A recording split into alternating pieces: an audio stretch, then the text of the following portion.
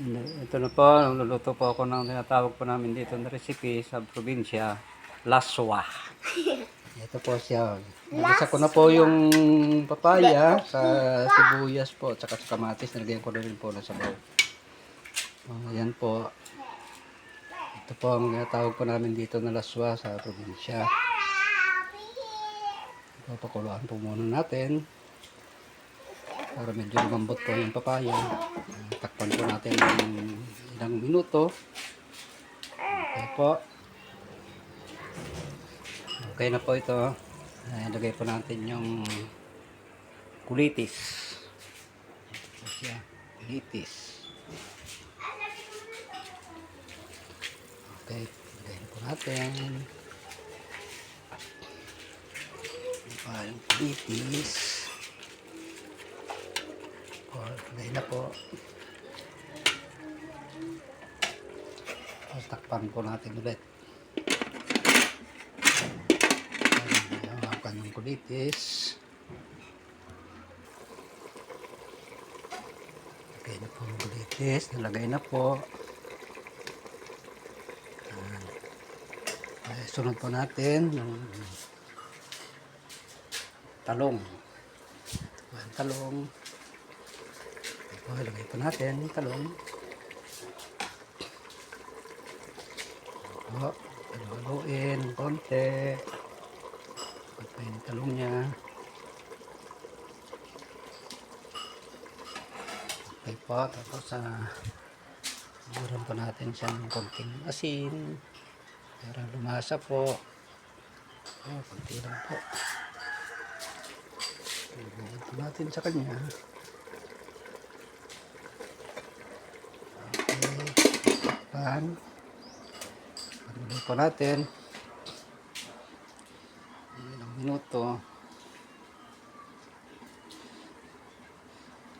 maka-absorb yung lasa ng kamatis, yung lasa ng sibuyas sa papaya po, tsaka sa kulitis. Ito po recipe namin po dito, almost probinsya. Tatawag po namin laswa. Okay po. Natin. Ito siya. Medyo okay naman na po. Madali na naman maluto itong talong. Ayan po siya. Pagkain pa natin yung sahog. Nakadabes na sahog po namin dito. Ito po. Sardinas. Pagkain po natin. Lubod.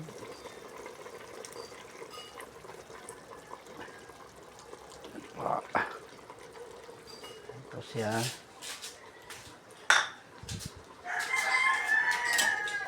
Okay na, nalagay na po sa sahog. Takpan po ulit natin. 3 to 4 minutes. Okay po. Okay. Ito po siya. Medyo malambot na po yung talong. Ito po. Nagkulay na po yung sabaw. Ito po sa kamatis at saka sa sardinas po na sahog niya. Ayan na po siya. Maya pa ng konti. Ito na po yan. Takpan po ulit natin. Ayan natin lumambot yung talong. Saka natin tikman kung okay na siya o masarap po. Sigurado po masarap. Ito po siya. Medyo malambot na po yung talong. Tikman po natin kung tama po ang lasa, tama ang asin. Tikman po natin ha. Ano po?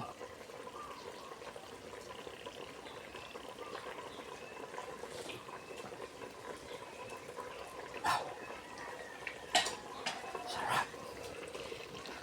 Sarap po. Sarap. Laswa ng probinsya.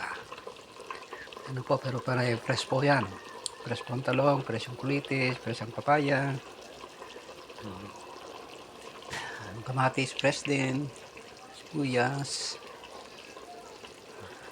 Ayan po siya mga idol, mga lods. Okay. Takpan natin. Sandali, mga 1 minute. 1 minute, okay na po yan. Ito na po siya, okay na po. Ito na po siya.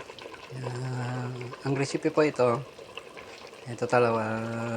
tinawag ko po siya, my own recipe. I called him